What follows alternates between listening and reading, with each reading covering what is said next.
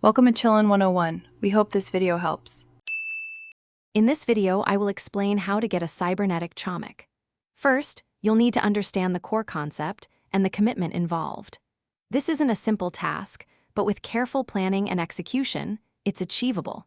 We'll cover everything from gathering the right components to ensuring the chomik's well-being throughout the entire process.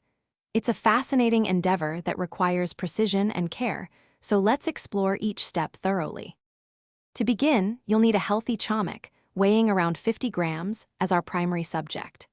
Next, source a miniature neural interface chip, roughly 2 millimeters in diameter, which will be the brain of our cybernetic friend.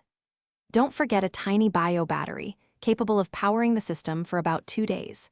Finally, ensure you have specialized microsurgical tools and a perfectly sterile environment for the upcoming procedure.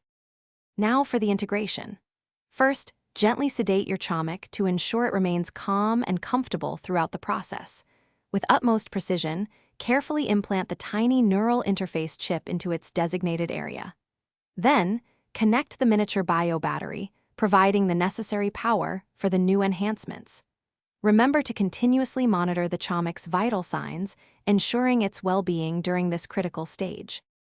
After integration, focus on post-operative care. Provide a specialized, high-protein diet to aid recovery and maintain energy levels. Closely observe your cybernetic chomik for any signs of discomfort or rejection, ensuring its well-being. Gradually introduce gentle training exercises to help it adapt to its new abilities. A safe and stimulating environment is crucial for its optimal health and development. Thanks for watching. Consider subscribing if we helped you.